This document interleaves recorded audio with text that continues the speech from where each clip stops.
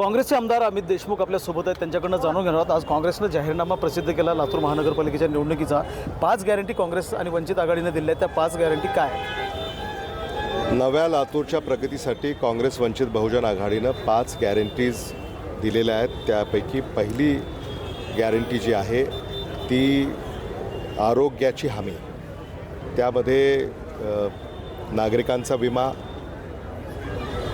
आरोग्याचा, अपघाताचा विमा आणि वार्षिक आरोग्य तपासणी या हमी आम्ही त्यात दिलेल्या आहेत. त्याच्यानंतर मोफत सिटी बस सेवा ही एक हमी आहे. त्यानंतर intelligent smart traffic management system ही एक हमी त्यात आम्ही दिलेली आहे. आणि मग घर तिथं रस्ता, नळ, नाली, पाणी, पथदिवा आणि कचरा पेटी याची एक हमी आम्ही दिलेली आहे. आणि त्याच्यात पहिली हमी जी आम्ही दिली आहे त्यामध्ये भ्रष्टाचाराला फुल स्टॉप आणि टक्केवारी मुक्त लातूर शहर महानगरपालिका ही सगळ्यात मोठी हमी आम्ही दिलेली आहे.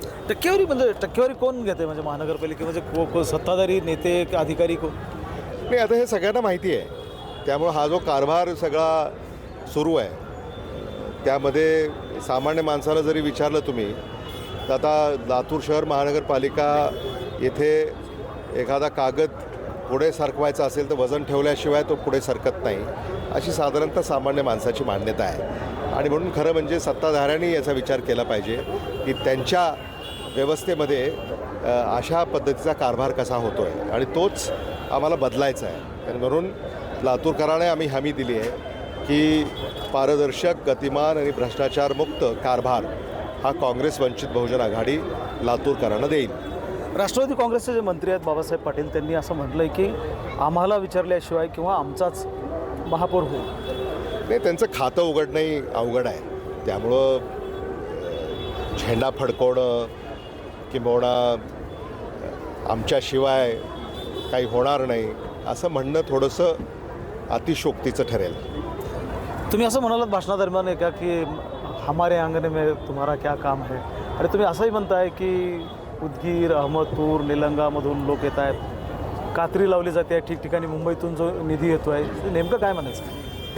नाही, आता संविधानानं जे अधिकार दिलेत ते लोकप्रतिनिधीला दिलेले आहे.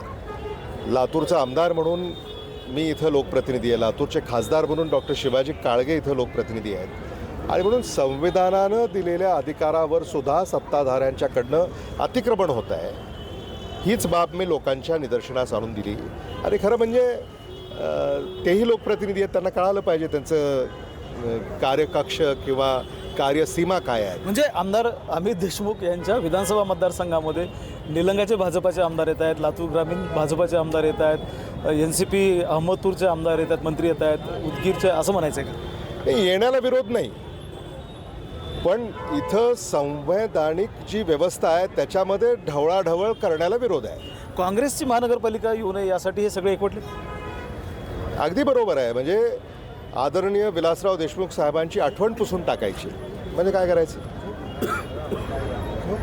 तुम्ही आम्हाला विरोध करा, तुम्ही आमच्या विचाराचा पराजय करा, पण तुम्ही निघालेले आहात आमच्या विचाराचा खून करण्यासाठी. हे कसं महाराष्ट्र सहन करेल? महेंद्र जोंधळे, TV9 मराठी, लातूर.